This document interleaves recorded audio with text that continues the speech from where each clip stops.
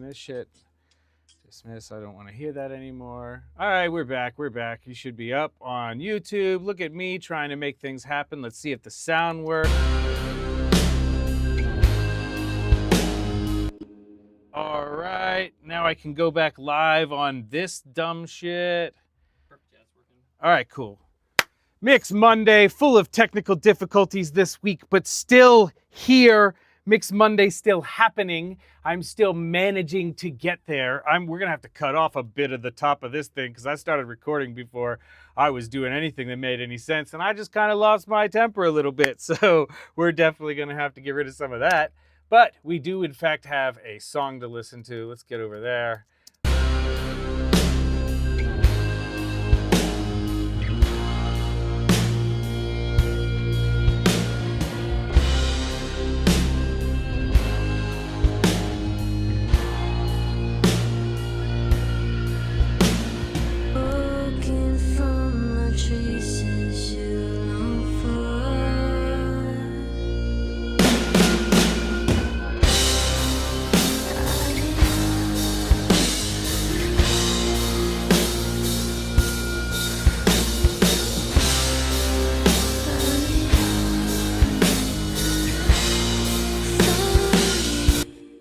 Troubleshooting. All right, I fixed everything. We are on top of the game. We have a song that we're going to listen to. I'm going to just organize some stuff because darn it, if it hadn't been tough this whole time, moving stuff around. And here we go. All right, so we are Mix Monday. This is me, Greazy Wil. I am the only Grammy Award winning engineer to host a weekly YouTube series where we go over, and TikTok series, where we go over a mix that I do. And sometimes I'm not here, and sometimes I get drunk. Sometimes I yell at the camera. Sometimes I'm very fun. Sometimes I am not in the mood to be doing this shit. I'm in the mood this week. I have a mood-ish thing happening around what I am, but I'm also a little bit not in the mood just because, man, why'd all this stuff have to happen right before? I know why it happened. It was my fault. I did it. And this is, I will say this, this is why you do not change things 1 minute before downbeat. This is a session rule that I have. If somebody starts being like, yo, 1 minute before we have to push record, hey, can you do this? If we do not have time to literally me check this 4 times, no, we can't. No, we can't. You want me to just do it right now? I mean, I love to just fly. But if you are not prepared for the consequence of something not working when you push record, because it will every single time. That is the rule of tech in general, the rule of Pro Tools, the rule of audio engineering is if you are about to push record and you just change something that you are not entirely sure is going to work, it's not going to work every single time. So rare that it does work, and it's so it gives you that like hope. It's like a gambler's chance, right? It's like you actually believe that you are gonna just always come out of the casino up on top. You're really gonna believe that, and then you're gonna find out right after that that is not how casinos work. You are not that good of a gambler.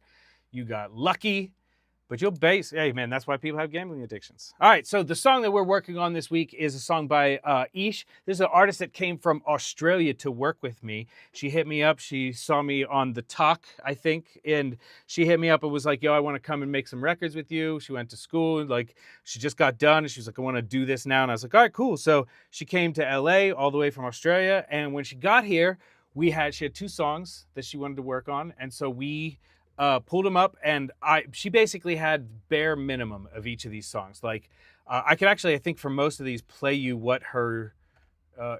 Yeah, I think I can show you. This is what she had, was basically just, and there was a demo vocal on here too, but it was basically just these 2 parts.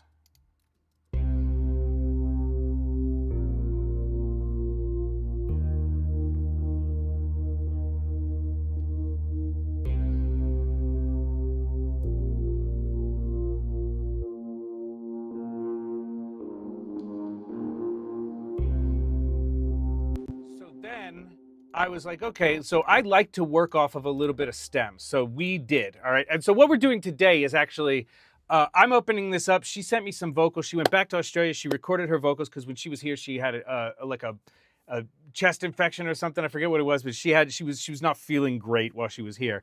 So I was like, all right, well, let's just work on this shit as it is, and you can go back and record your own vocals. You're capable of recording yourself. So go back, record your own vocals, and then just send them to me and I'll throw them in.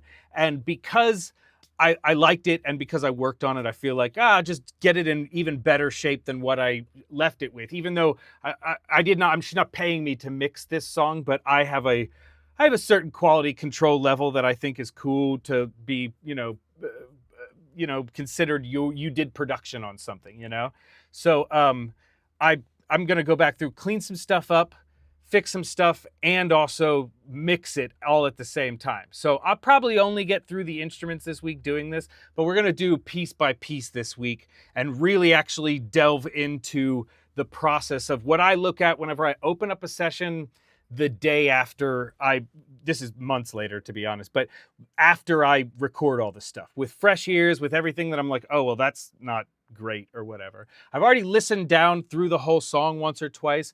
And so now I'm gonna cut the vocals and I'm only gonna think about what's in here, right? The instrument wise, right? And so what I like to do is a process whenever I'm doing this stuff, even actually whenever I'm doing any mix at all, I like to do a selective unmuting situation where I just mute everything except for drums. Let's just start with the drums, right? And so that's what we are gonna do. And because I recorded this myself, this is me recording Nick Adams playing drums. Because I recorded this, I'm pretty confident in the way these sounds are, but I would probably, and I will at least now check kick and snare against the overheads for phase right off the bat. Because when you're dealing with live drums, it's very possible that the guy who recorded it when they were doing it, which in this case is me, had some time, but didn't have a ton of time to really be like, okay, is everything perfect? Is everything in phase? Like, I like to get drums in like 10 minutes, right? And so if it's taking me longer than 10 minutes to get drums, I feel like I gotta